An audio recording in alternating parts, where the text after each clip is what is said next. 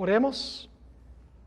Padre Celestial, gracias te damos por el privilegio de encontrarnos en este lugar este día, con la intención de abrir tu palabra para comprender cuál es tu voluntad para nosotros en estos últimos días. Pedimos, Padre, la dirección de tu Santo Espíritu en nuestro estudio y te damos gracias por estar presente con nosotros, porque te lo pedimos en el nombre de Jesús. Amén.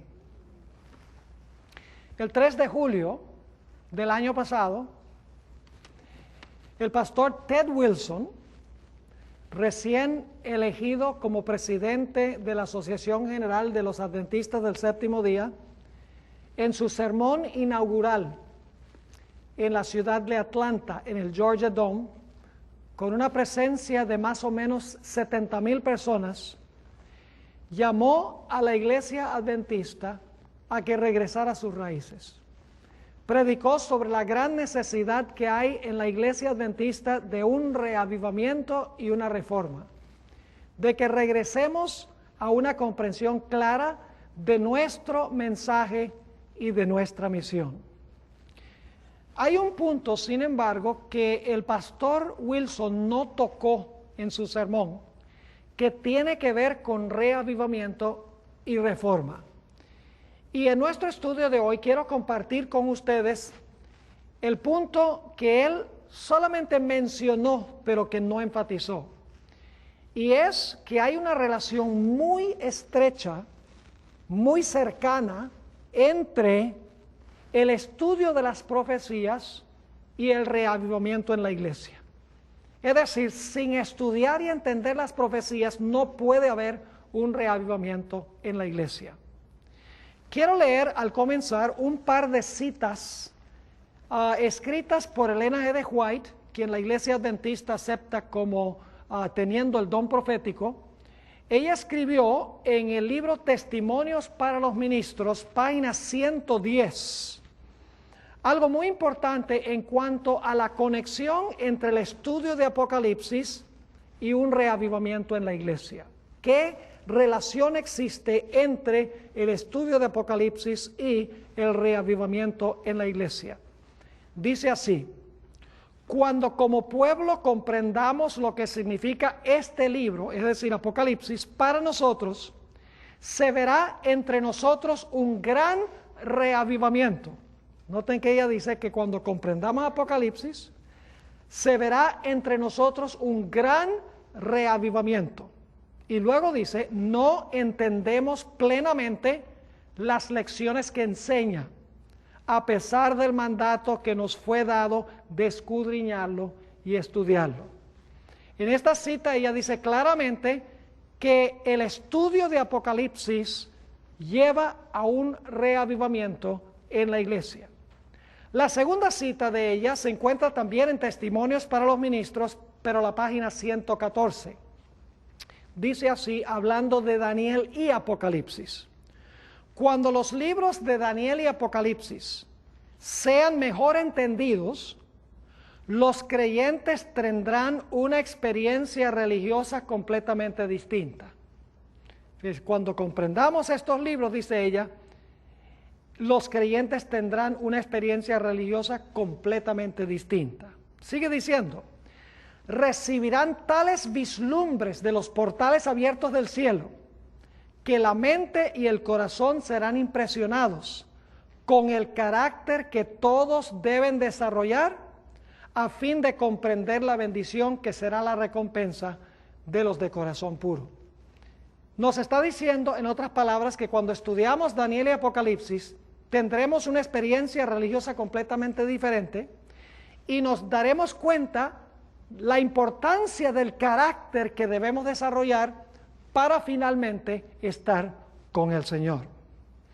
Pero inmediatamente nos preguntamos, ok, Elena White nos dice que la base de un reavivamiento es la comprensión de las profecías de Daniel y Apocalipsis. Pero la pregunta clave es, ¿por qué razón es tan importante el estudio de las profecías para que haya en la iglesia un reavivamiento y una reforma? ¿Por qué es necesario entender las profecías para que la iglesia tenga nueva vida? Creo que la respuesta a esta pregunta la podemos conseguir regresando a los tiempos de Jesús, para estudiar la relación entre las profecías y el reavivamiento en el tiempo de los apóstoles. Cuando leemos los evangelios nos damos cuenta de un hecho clarísimo, y es que los seguidores de Jesús antes de la resurrección no entendían las profecías de la Biblia. Quiero darles 3 ejemplos que demuestran que los apóstoles, los seguidores de Jesús, no comprendían las profecías en cuanto al Mesías. En primer lugar, ustedes recuerdan la entrada de Jesús triunfalmente a Jerusalén. Se conoce como la entrada triunfal, en lo que los cristianos llaman el Domingo de Ramos. Ustedes recuerdan que los discípulos estaban dirigiendo a la procesión, Jesús estaba sentado sobre el asno y la gente lo aclamaba como rey, porque creían que Jesús iba a tomar el trono en Jerusalén, iba a destruir a los romanos e iba a poner a los judíos en el ápice de la civilización. Pero los discípulos no entendían qué significaba la entrada triunfal. Entendieron mal las profecías en cuanto al rey, no sabían qué clase de rey iba a ser Jesús. Nos dice en Juan 12 y el versículo 16, en cuanto a la falta de comprensión de los discípulos, lo siguiente. Está hablando aquí de la entrada triunfal de Jesús a Jerusalén. Dice, estas cosas no las entendieron sus discípulos al principio. Fíjense que dirigieron la entrada triunfal, no entendieron. Estas cosas no las entendieron sus discípulos al principio. Ahora escuchen. Pero cuando Jesús fue glorificado, entonces se acordaron de que estas cosas estaban escritas acerca de él y de que se las habían hecho. Fíjense que al principio no entendían lo que había pasado, no entendieron el significado de la entrada triunfal. Pero dice que Jesús, después que fue glorificado, después de su muerte y su resurrección, nos dice que ellos se acordaron de que estas cosas estaban escritas acerca de él y de que ellos le habían hecho estas cosas a Jesús. Es decir, antes que Jesús muriera y resucitara, no entendían las profecías. Un segundo ejemplo que demuestra que no entendían las profecías es el caso de María Magdalena. Ella fue el domingo en la mañana al sepulcro y encontró que el sepulcro estaba vacío. Y se encontraron con ella 2 ángeles. Y uno de los ángeles le preguntó, y esto se encuentra en Juan 20 y el versículo 13, mujer, ¿por qué lloras? Inmediatamente María, con una voz de tristeza, con lágrimas en los ojos y con angustia, le respondió al ángel, porque se han llevado a mi Señor y no sé a dónde lo han puesto. ¿Entendía María la profecía? No, ella no sabía que Jesús iba a resucitar, según nos dice aquí en Juan 20 y el versículo 13, ella creía que se habían llevado el cuerpo del Señor Jesucristo, su cuerpo muerto. Un tercer ejemplo de cómo los seguidores de Jesús no entendían las profecías antes de su resurrección, está en el caso de los 2 hombres que iban en camino al pueblo de Emaús la tarde de la resurrección. Mientras estaban caminando, Jesús los alcanzó y empezó a hablar con ellos. Y fíjense lo que le dijo uno de esos seguidores de Jesús, no era de los 12, pero eran seguidores de Jesús. Fíjense lo que dijo uno de esos seguidores de Jesús al maestro, en Lucas 24 y el versículo 21. Dijo, pero nosotros esperábamos que Él era el que había de redimir a Israel. Y ahora, además de todo esto, hoy es ya el 3er día que esto ha acontecido. Casi podemos escuchar la voz de este hombre diciendo, nosotros pensábamos que Él era el que iba a redimir a Israel, pero hoy es el 3er día desde que lo mataron. No entendían lo que Jesús había venido a este mundo a hacer.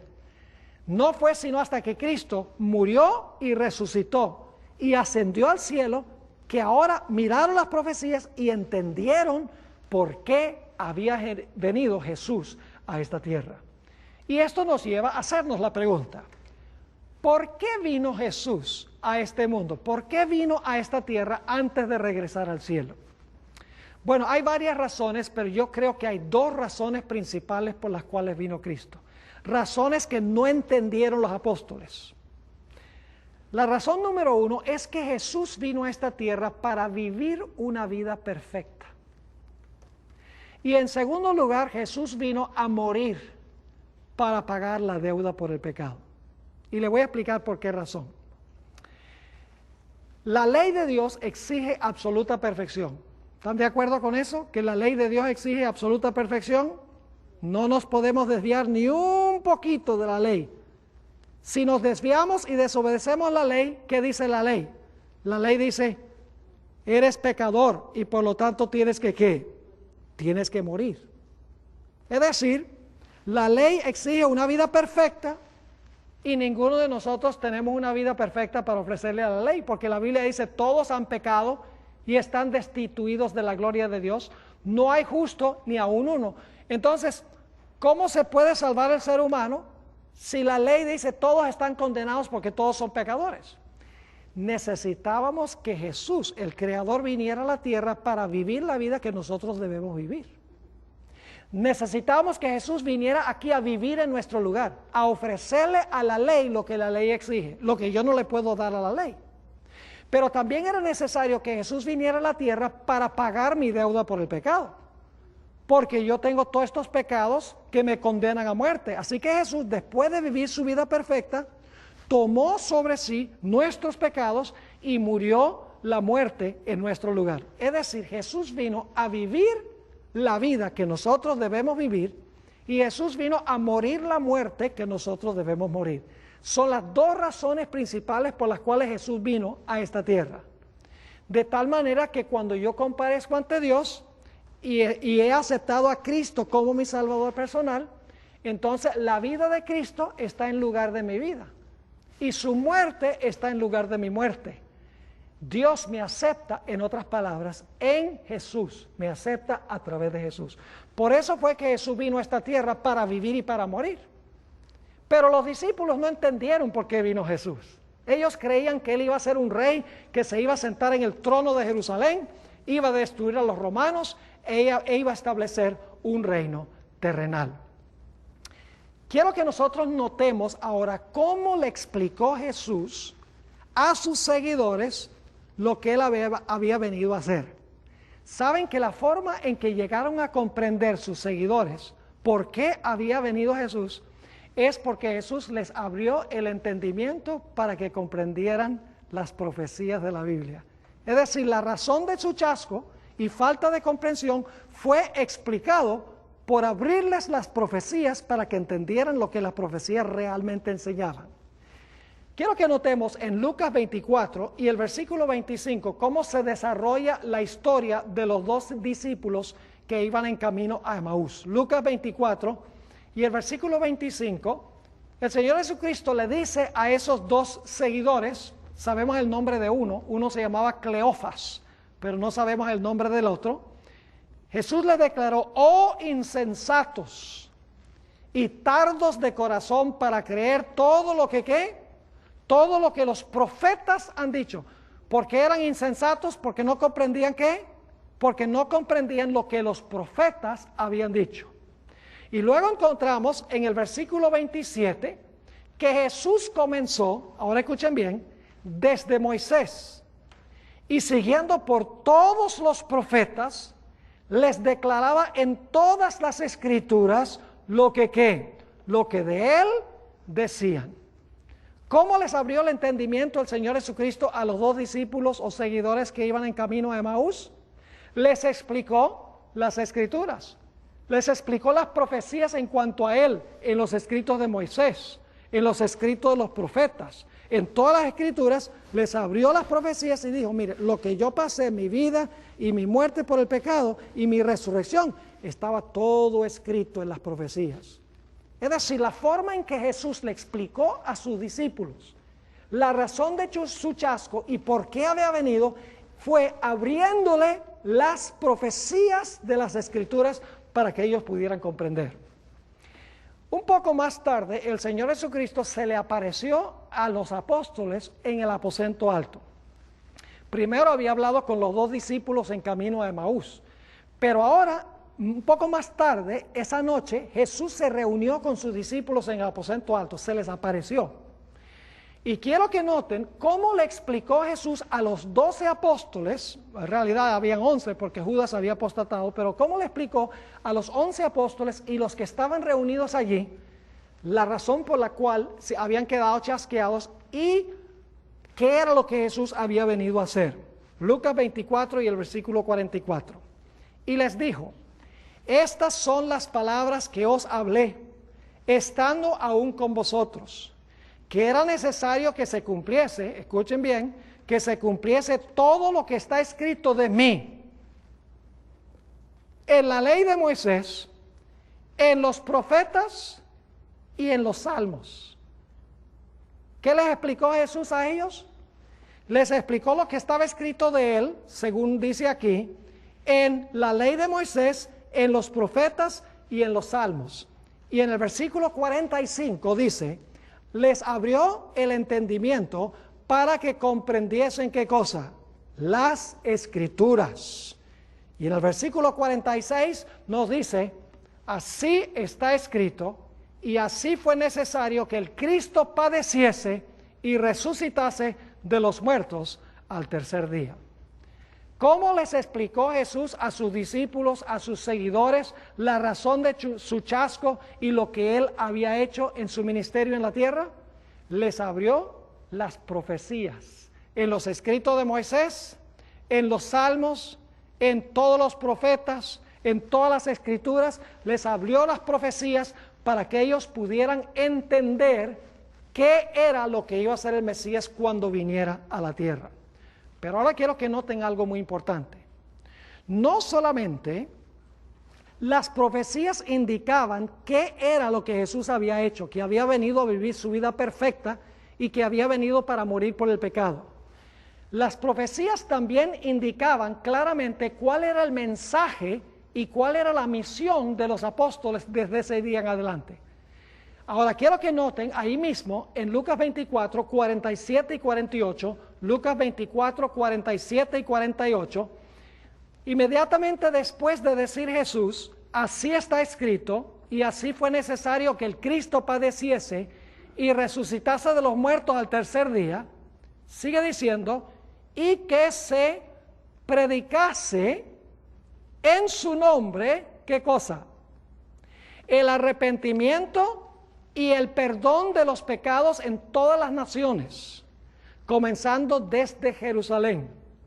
He aquí yo enviaré la promesa de mi Padre sobre vosotros, pero quedaos vosotros en la ciudad de Jerusalén hasta que seáis investidos de poder desde lo alto. ¿Cuál era el mensaje y la misión de los apóstoles? Vamos a leerlo de nuevo. Que se predicase en el nombre de Jesús, ¿qué cosa? El arrepentimiento y ¿qué más? Y el perdón de los pecados. Ese es el mensaje, el arrepentimiento y el perdón. ¿Y cuál era su misión? Era llevar ese mensaje ¿a dónde? En todas las naciones, comenzando desde Jerusalén, y luego dice: he aquí yo enviaré la promesa de mi Padre sobre vosotros, pero quedaos vosotros en la ciudad de Jerusalén hasta que seáis investidos de poder desde lo alto. Yo pregunto entonces, ¿los apóstoles sabían cuál era su misión, sí o no? Claro que sí. ¿Sabían cuál era su mensaje? Claro que sí. Ellos sabían cuál era su misión y cuál era su mensaje porque entendían lo que Jesús había hecho por su vida, por su muerte y por su resurrección. Es más, a la luz de las profecías, ellos sabían el significado de que Jesús había venido a esta tierra a vivir su vida perfecta y había venido a morir por el pecado. Y sabían que debían ir y anunciar esa verdad a todas las naciones de la tierra sin excepción. Ahora, ¿cómo sabían ellos que debían anunciar esto? En Hechos el capítulo 1 y el versículo 3 nos dice que Jesús pasó 40 días en esta tierra después de su resurrección, antes de irse al cielo. Pasó 40 días aquí. Y nos dice allí en Hechos 1 y el versículo 3 que el Señor Jesucristo le habló a sus discípulos en cuanto a las cosas concernientes al reino de Dios. Ahora, yo no sé exactamente cuáles pasajes de la Escritura usó Jesús para explicarle a sus discípulos qué había venido a hacer y cuál era su misión. Pero puedo imaginarme que posiblemente había 4 profecías del Antiguo Testamento que Jesús enfatizó cuando le explicó a sus discípulos. Una de esas profecías indudablemente era la Pascua. Passover, la Pascua. ¿Saben ustedes que Jesús murió exactamente el año, el mes, el día y la hora cuando era sacrificado el Cordero Pascual? Yo me imagino a Jesús diciéndole a los discípulos, mire, ¿qué día yo morí? Oh, moriste el día 14. ¿Y de qué mes? Oh, del mes de Nisan.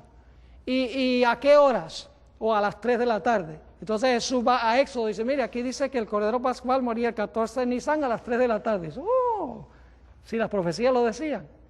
Y luego Jesús dice, ¿y cuál era la fiesta después de la Pascua? Bueno, pan sin levadura. ¿Y qué pasó con mi cuerpo después que yo morí? Lo sepultaron y mi cuerpo no vio ¿qué? Corrupción, porque mi cuerpo no tenía levadura de pecado. La levadura representa pecado. Y mi cuerpo fue colocado en el sepulcro y no vio corrupción. Entendemos. Y luego Jesús dice, ¿y qué fiesta seguía esa? Bueno, la fiesta de las primicias. Y bueno, ¿y quién resucitó el tercer día las primicias de los que murieron? Oh, tú fuiste el que resucitaste el tercer día. ¿Están entendiendo? Es decir, le mostró las profecías que se cumplieron a su tiempo y los eventos exactamente como decían las profecías. Y me imagino que los discípulos habrán dicho, bueno, Jesús cumplió la Pascua, Jesús cumplió pan sin levadura, Jesús cumplió la fiesta de las primicias. ¿Y cuál era la siguiente fiesta? La siguiente fiesta judía era el día del Pentecostés. Exactamente 50 días después de las primicias. Entonces dicen, algo importante tiene que pasar 50 días después de las primicias, cuando el Señor Jesucristo resucitó. Yo me imagino que Jesús les habrá mostrado su calendario de eventos y cómo Él cumplió exactamente las profecías a través de su vida, su muerte, su sepultura, su resurrección y su ascensión al cielo. Y por lo tanto ahora, durante esos 40 días, Jesús le está explicando las profecías y Pedro y los apóstoles dicen, ahora sí entendemos por qué vino Jesús. El Señor Jesucristo vino a vivir la vida que todos nosotros debemos vivir. La vida que la ley nos exige a nosotros. Jesús vino a morir la muerte que todos nosotros debemos morir. Vino a vivir por nosotros y a morir por nosotros y a resucitar de entre los muertos. Ahora entendemos. Y dicen, ¿y qué es nuestra misión? ¿Y cuál es nuestro mensaje? Entonces, a la luz de lo que Jesús ha hecho. Encontramos algo muy interesante en el día del Pentecostés. El apóstol Pedro predicó un sermón. Si ustedes quieren estudiar un sermón fascinante, estudien el sermón del apóstol San Pedro en el día del Pentecostés. Se encuentra registrado en Hechos del capítulo 2. Solamente voy a resumir su contenido, porque es un contenido supremamente importante para lo que estamos estudiando. El apóstol Pedro comienza primero explicando qué fue lo que pasó en la tierra en el día del Pentecostés. Ustedes recuerdan lo que sucedió. La Biblia dice que hubo lenguas como de fuego. La Biblia dice que hubo un recio viento y todos empezaron a hablar en otros idiomas, en lenguas. Y la gente allí preguntaba, bueno, ¿y qué significa esto? ¿Qué es esto que está pasando? El apóstol Pedro se paró y predicó su sermón y dijo, esto fue lo que profetizó Joel en el capítulo 2. Es decir, los lleva a las profecías para explicar lo que está pasando. Dice, nuestros hijos, nuestras hijas profetizarán, niños y las criadas profetizarán. Dice, eso se está cumpliendo ahora. Es decir, el apóstol Pedro explicó lo que estaba pasando en la tierra a la luz de lo que decía la profecía. Pero hay más. Después que el apóstol Pedro explicó lo que había sucedido en la tierra y por qué estaba pasando en el aposento alto, lo que estaba sucediendo, el apóstol Pedro ahora pasó a hablar en cuanto a lo que vino a hacer Jesús en esta tierra. Note lo que dice Hechos, el capítulo 2 y el versículo 22. Primero habla de la vida de Jesús, Hechos 2 y el versículo 22. Dice, varones israelitas, oíd estas palabras. Jesús Nazareno, varón aprobado por Dios entre vosotros, con las maravillas, prodigios y señales que Dios hizo entre vosotros por medio de él, como vosotros mismos sabéis. Así que fíjense que lo primero que predica Pedro en su sermón es citar Joel 2 para explicar lo que está pasando en la tierra, y luego entonces procede a hablar de la vida de Jesús, quien anduvo entre los apóstoles e hizo muchos milagros.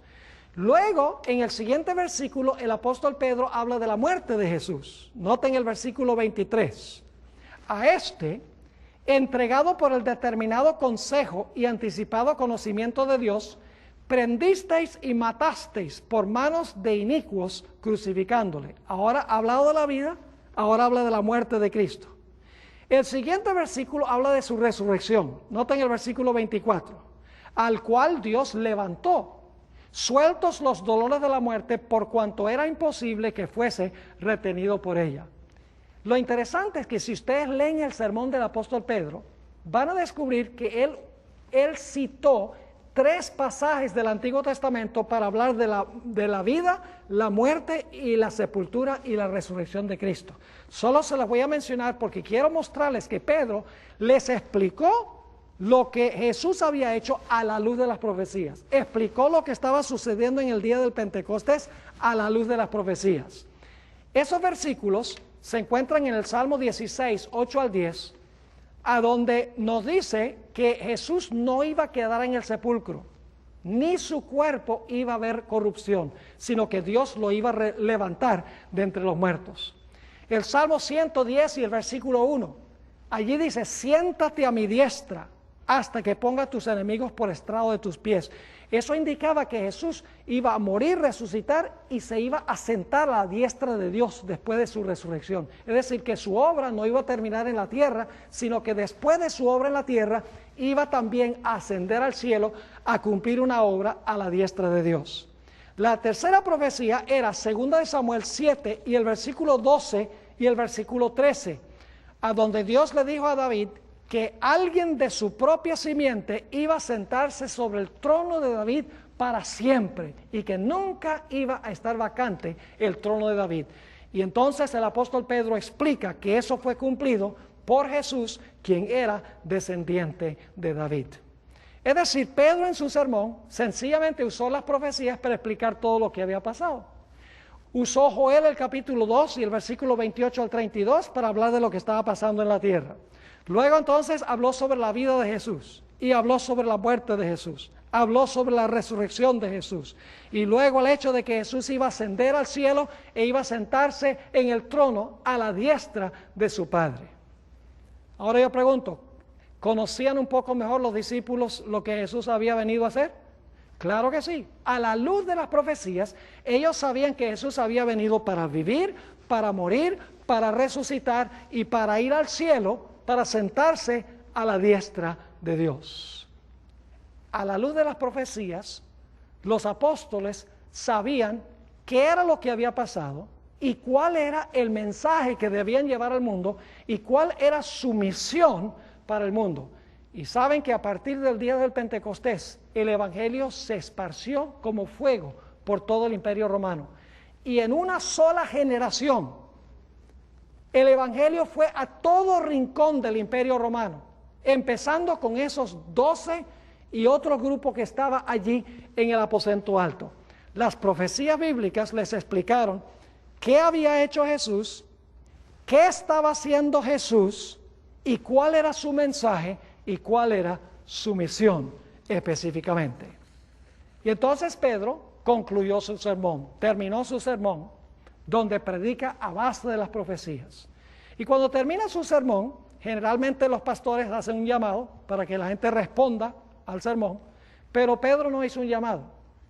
Cuando terminó su sermón, la Biblia nos dice que se acercaron muchos individuos a él, muchos hombres vinieron a Pedro, y le dijeron a Pedro, a la luz de lo que tú has enseñado, ¿qué tenemos que hacer nosotros? Vamos a leerlo en Hechos 2 y el versículo 37 y 38. Hechos 2 y el versículo 37 y el versículo 38. Dice, al oír esto, se compungieron de corazón y dijeron a Pedro y a los otros apóstoles, varones hermanos, ¿qué haremos? Es decir, ¿qué tenemos que hacer a la luz de tu sermón? Ahora, ¿qué tú quieres que hagamos nosotros? Fíjense lo que dijo Pedro. Pedro les dijo, arrepentíos. ¿Recuerdan lo que dijo Jesús en el aposento alto a los discípulos? Que debían predicar ¿qué es eso? El arrepentimiento y ¿qué? Y el perdón de los pecados. Ahora escuchen si Pedro está predicando eso mismo. Dice, arrepentíos y bautícese cada uno de vosotros en el nombre de Jesucristo, ¿para qué? Para perdón de los pecados, y recibiréis el don del Espíritu Santo. Es el mismo mensaje que les habló Jesús en el aposento alto cuando resucitó y se les apareció, que debía predicarse el arrepentimiento y el perdón de los pecados. Claro que sí. Es decir, el apóstol Pedro está diciéndole a los que vinieron a él, le está diciendo, mire, ustedes lo que tienen que hacer a la luz de lo que yo prediqué, ustedes tienen que arrepentirse del pecado y tienen como consecuencia de eso bautizarse, y entonces van a recibir el perdón de los pecados. Permítame explicar para que puedan entender un poquito más el mensaje de los apóstoles. Todos nosotros, todo el mundo tiene una deuda para con Dios y para con su ley. La Biblia dice no hay justo ni aún uno. La Biblia dice todos han pecado y están destituidos de la gloria de Dios. Nosotros tenemos que ofrecerle una vida perfecta a la ley y no tenemos esa vida perfecta. Y la ley exige nuestra muerte porque somos pecadores. Así que el Señor Jesucristo vino a esta tierra y vivió su vida perfecta. La vida perfecta que la ley me exige a mí, la vivió Él. La muerte que la ley me exige a mí, la murió Él. Pero ahora escuchen muy importante lo que les voy a decir. No significa que porque Jesús vivió por todos y murió por todos, que todos se van a salvar. Ustedes conocen ese texto famoso de Juan 3:16, el texto más famoso de la Biblia, dice, porque de tal manera amó Dios ¿a cuántos? Al mundo. Lo que vino Jesús a hacer, lo hizo por el mundo, vivió por todos y murió por todos. Porque de tal manera amó Dios al mundo, que ha dado a su Hijo unigénito, pero luego que dice la última mitad del versículo, dice, para que todo aquel que en Él cree, no se pierda, sino que tenga ¿qué? Vida eterna. Ahora, ¿qué es lo que estaba predicando el apóstol Pedro? Sencillamente el apóstol Pedro les estaba diciendo, miren, Jesús vivió su vida perfecta en tu lugar. El Señor Jesucristo murió por tus pecados en tu lugar. Pero para tú beneficiarte de la vida de Él y de la muerte de Él, tú tienes que arrepentirte del pecado, tú tienes que confesar tu pecado, tú tienes que enterrar el pecado en las aguas para resucitar a una vida nueva en Cristo. Es decir, tú tienes que reclamar personalmente la vida y la muerte de Cristo en tu lugar. ¿Quiénes son entonces los que se salvan? ¿Todos los seres humanos? No. Los que reclaman personalmente la vida de Jesús y la muerte de Jesús en su lugar por medio del arrepentimiento y la confesión del pecado, esos recibirán ¿qué cosa? Esos recibirán perdón. Es decir, lo que Jesús fue a hacer en el cielo, mis queridos hermanos y amigos, lo que Jesús fue a hacer al cielo fue sencillamente para interceder ante el Padre por los que a Dios se allegan a Él. Es decir, es nuestro abogado allá. La Biblia dice, estas cosas os escribo para que no pequéis, pero si alguno hubiere pecado, abogado tenemos. Es decir, cuando nosotros cometemos pecado, decimos la ley exige nuestra muerte, pero Señor Jesucristo, tú viviste tu vida perfecta, tú moriste en mi lugar. Señor Jesús, yo estoy triste por mi pecado, lo confieso. Por favor, Señor Jesús, toma tu vida y toma tu muerte y pónmelos a mi cuenta. Y en ese momento Dios el Padre toma la vida de Jesús y la muerte de Jesús y nos los pone a nuestra cuenta y Dios nos mira como si nunca hubiéramos pecado. Ese es el mensaje de los apóstoles. A eso vino Jesús, a vivir y a morir y a resucitar. Vino a vivir la vida perfecta que la ley me exige a mí. Vino a morir la muerte que la ley exige de mí. Y claro, tenía que resucitar si iba a ir al cielo para yo poder venir a Él a reclamar lo que el Señor Jesucristo hizo. Ese era el mensaje de los apóstoles. Ahora yo pregunto, ¿sabían ellos cuál era su mensaje a la luz de las profecías? ¿Tenían que entender las profecías para saber cuál era su mensaje? Claro que sí. ¿Qué iban a predicar si no entendían las profecías? Y cuando entendieron las profecías, hubo este gran reavivamiento que llevó el Evangelio a todo el Imperio Romano. Quiero mostrarles otro par de pasajes que encontramos en el mismo libro de Hechos sobre esta relación entre la vida, la muerte, la resurrección y la exaltación de Jesús y el mensaje de los apóstoles. Hechos 5 y el versículo 30 al 32. Hechos 5, 30 al 32. Dice, el Dios de nuestros padres levantó a Jesús, esa es su resurrección, a quien vosotros matasteis, ahí está su muerte, colgándole en un madero. A este Dios, ¿a qué? Exaltado a su diestra por príncipe y salvador. ¿Se dan cuenta cómo aquí habla de la muerte, la resurrección y la exaltación de Jesús? Porque dice, el Dios de nuestros padres levantó a Jesús, a quien vosotros matasteis colgándole en un madero. A este Dios ha exaltado con su diestra por príncipe y salvador, ahora escuchen bien, para dar a Israel, ¿qué cosa? Arrepentimiento y perdón de los pecados. ¿Es lo mismo que mencionó Jesús en el aposento alto? Sí. ¿Es lo mismo que predicó Pedro en el día del Pentecostés? ¿Arrepentimiento y perdón? Claro que sí. Y luego dice, y nosotros somos testigos suyos de estas cosas, y también el Espíritu Santo, el cual ha dado Dios a los que le obedecen. Así que tenemos la vida de Jesús, la muerte de Jesús, la resurrección de Jesús y la exaltación de Jesús a la diestra de Dios. Tenemos el mismo patrón en Hechos 10, 37 al 43. Vayan conmigo allí a Hechos 10 y el versículo 37 hasta el versículo 43. La misma idea. Aquí está hablando el apóstol Pedro y dice, vosotros sabéis lo que se divulgó por toda Judea, comenzando desde Galilea, después del bautismo que predicó Juan, cómo Dios ungió con el Espíritu Santo y con poder a Jesús de Nazaret, y cómo éste anduvo haciendo bienes y sanando a todos los oprimidos por el diablo, porque Dios estaba con él. Y nosotros somos testigos de todas las cosas que Jesús hizo en la tierra de Judea y en Jerusalén. Yo pregunto, ¿está hablando Pedro aquí de la vida de Jesús? Claro que sí, pero ahora va a hablar de su muerte. Fíjense lo que sigue diciendo. Nuevamente el versículo 39, nosotros somos testigos de todas las cosas que Jesús hizo en la tierra de Judea y en Jerusalén, a quien mataron colgándole en un madero. Ahí está su muerte. A este levantó Dios, ese es su ¿qué? Su resurrección, el tercer día, e hizo que se manifestase, no a todo el pueblo, sino a los testigos que Dios había ordenado de antemano, a nosotros que comimos y bebimos con él después que resucitó de los muertos. Y ahora escuchen, ¿qué les mandó a predicar Jesús? Y nos mandó que predicásemos al pueblo y testificásemos que él es el que Dios ha puesto por juez de vivos y muertos. De este dan testimonio todos los profetas, que todos, ahora escuchen bien, que todos los que en él creyeren recibirán ¿qué cosa? Perdón de pecados por su nombre. ¿Cuál era el mensaje de la predicación de los apóstoles? Arrepentimiento y ¿qué? Y perdón.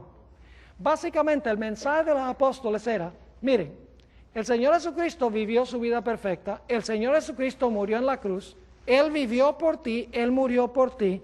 Si tú te arrepientes y confiesas tu pecado y confías en Jesús, Jesús va a tomar la vida que Él vivió y la muerte que Él murió y te va a poner eso a tu cuenta. Pero tú tienes que venir personalmente, individualmente, y tienes que reclamar eso para que Dios te ponga eso a tu cuenta. ¿Están entendiendo cuál era el mensaje de los apóstoles en esa época? Es decir, eso era verdad presente para aquella época.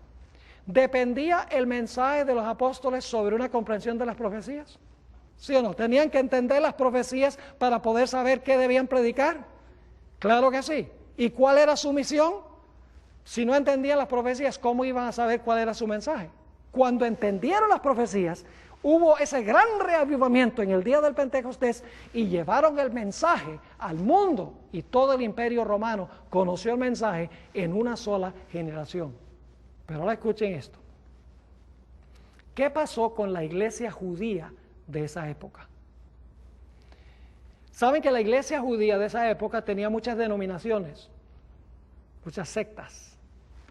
Estaban los herodianos, estaban los saduceos, estaban los fariseos, los celotes, los esenios, todos eran judíos, pero eran diferentes denominaciones o eran diferentes, digamos, sectas judías. ¿Cómo reaccionaron ellos ante la obra del Señor Jesucristo? Yo pregunto, ¿entendían ellos las profecías en cuanto a la vida de Jesús, la muerte de Jesús, la resurrección de Jesús y lo que Jesús había ido al cielo a hacer? No entendieron absolutamente nada.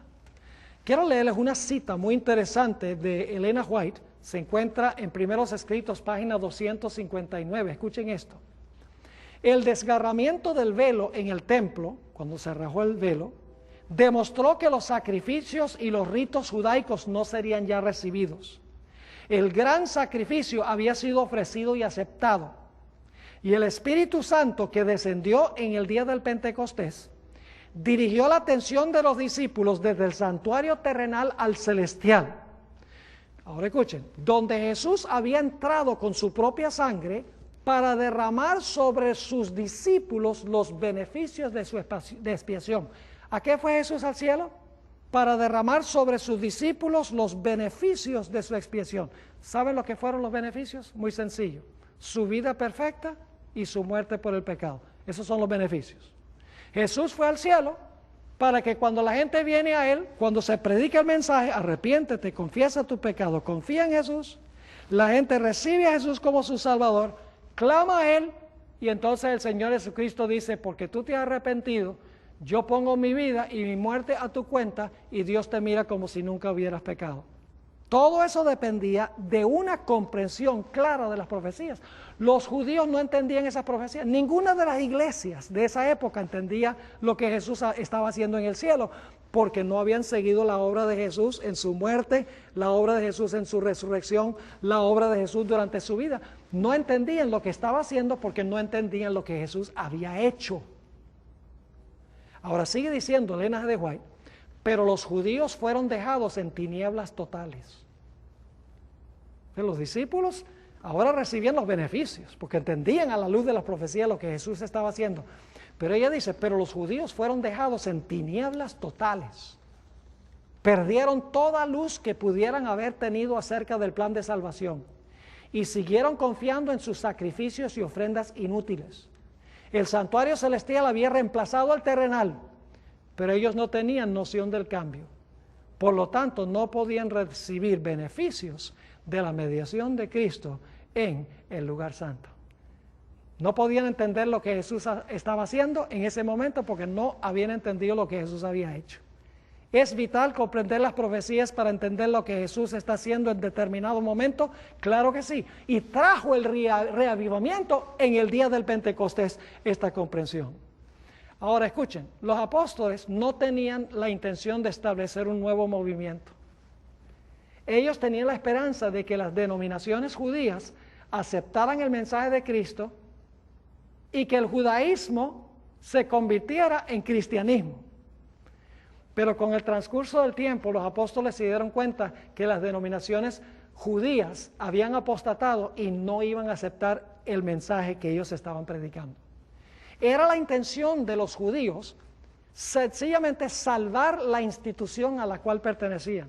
Caifás, por ejemplo, dice, es necesario que este hombre muera y no que desaparezca nuestra nación. Y Saulo de Tarso dice que perseguía a la iglesia porque tenía miedo que la iglesia iba a suplantar a la religión judía. Es decir, querían sencillamente salvar la institución del judaísmo y por eso no podían aceptar el mensaje en cuanto al Señor Jesucristo. Y por lo tanto los apóstoles, como se dieron cuenta que las iglesias de la época habían apostatado, no había posibilidad de que como iglesias recibieran a Jesús, empezaron a llamar a la gente a salir de esas iglesias, a salir del judaísmo para integrarse a la iglesia cristiana. Y nos dice en Hechos el capítulo 6 y el versículo 7, y crecía la palabra del Señor, y el número de los discípulos se multiplicaba grandemente en Jerusalén. También muchos de los sacerdotes obedecían a la fe. Y la Biblia nos dice que en el día del Pentecostés 3,000 almas salieron del judaísmo y se unieron a la iglesia cristiana. Salieron de la religión apóstata y se integraron al nuevo remanente que se había establecido. Nos dice también en Hechos el capítulo 4 y el versículo 4 que unos pocos días más tarde 5,000 personas se bautizaron, abandonaron el judaísmo y se integraron a la religión cristiana. Es decir, cuando los apóstoles se dieron cuenta que el judaísmo había apostatado, dijeron, ya no hay nada que hacer con ellos, hay que llamar a la gente sincera a salir de allí para integrarse al remanente de Dios. Es interesante notar que Dios le dio un doble mensaje, o un doble campo de acción, mejor dicho, a los apóstoles.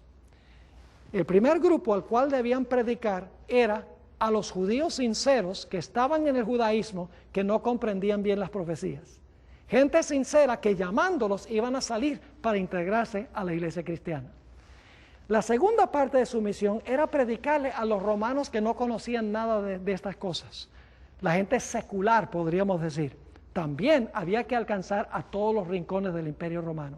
Es decir, el mensaje era para sacar a la gente sincera de las iglesias apóstatas, para integrarse al cristianismo, y para llamar a la gente secular que no conocía a Cristo, para que también se integraran a la iglesia cristiana. Y debo decirles algo, Dios ha llamado en forma muy especial hoy en día a la iglesia adventista del séptimo día con un mensaje muy especial. Es un mensaje ya no que se basa en el lugar santo del santuario, porque Jesús se ha movido del lugar santo al lugar santísimo en el año 1844. El mensaje de la iglesia adventista hoy tiene que ver con las profecías en cuanto al lugar santísimo, no en cuanto a las profecías del lugar santo. Lo interesante es que en 1844 hubo una apostasía grandísima entre las iglesias protestantes. Todas las iglesias protestantes de esa época persiguieron a los mensajeros y rechazaron el mensaje. Y por lo tanto la Biblia nos dice que era la función de este remanente que formó esta iglesia pequeña en el año 1844, su misión era doble. En primer lugar, la misión de la iglesia adventista es llamar a la gente sincera en todas las iglesias que profesan a Cristo para que salgan y se integren al pueblo remanente de Dios. La segunda función de la iglesia adventista es alcanzar a toda esa gente secular que desconoce el mensaje de la Biblia, el mensaje de Cristo y el mensaje de la salvación. Hoy en día mucho se critica a la iglesia adventista porque dicen, no, la iglesia adventista lo que hace es predicarle a las demás iglesias y sacar gente de las demás iglesias. Esa es parte de la función para la cual Dios ha llamado a la iglesia remanente, para llamar a la gente sincera en las demás iglesias, y hay mucha de esa gente sincera, para que ellos acepten el mensaje y se integren al pueblo remanente de Dios. Lo interesante es que cuando los apóstoles predicaron este mensaje, tanto los judíos sinceros como los romanos o los seculares aceptaron el mensaje, y luego entonces ellos se convirtieron en mensajeros. Y luego entonces ellos predicaron el mensaje, y los que los escucharon a ellos se arrepintieron, recibieron perdón de los pecados, y ellos se convirtieron en mensajeros. Y pronto, como resultado de este reavivamiento, todo el imperio romano fue alcanzado con el evangelio del Señor Jesucristo. Lo mismo Dios quiere de su pueblo remanente hoy.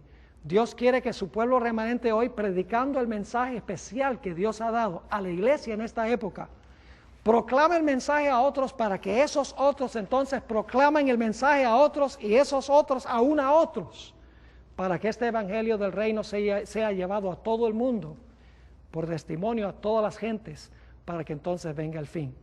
Entonces yo vuelvo a preguntar, como al comienzo de nuestro estudio, ¿es de vital importancia comprender las profecías para que haya un reavivamiento y para que sepamos cuál es nuestro mensaje y cuál es nuestra misión?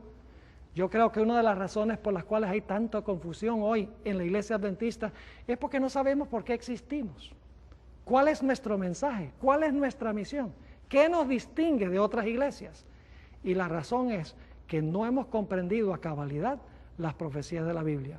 Pero cuando las comprendamos, habrá un reavivamiento que sacudirá al mundo, y entonces Dios tendrá un pueblo que termine su obra en esta tierra para que Cristo pueda regresar en poder y gloria. Oremos. Padre Celestial, te damos gracias porque en tu santa palabra nos has dejado este ejemplo de la era apostólica, como cuando comprendieron las profecías de la Biblia, las profecías en cuanto al ministerio de Cristo, ahora entendían cuál era su mensaje, entendían cuál era su misión, y alcanzaron el mundo de aquella época en una sola generación. Padre, tú quieres lo mismo para tu pueblo remanente hoy. Tú quieres que nosotros comprendamos las profecías, ya no las profecías del lugar santo, sino las del lugar santísimo, donde se centra tu mensaje. Y tú quieres que nosotros sepamos cómo se han cumplido esas profecías y cuál es nuestro mensaje y cuál es nuestra misión. Te ruego, Señor, que nos ayudes a ver que somos un pueblo especial que tú has llamado, no porque somos tus favoritos ni porque somos mejores, sino porque nos has dado un mensaje para el mundo. Gracias, Padre, por haber estado con nosotros y gracias por escuchar nuestra oración, porque te lo pedimos en el nombre de Jesús. Amén.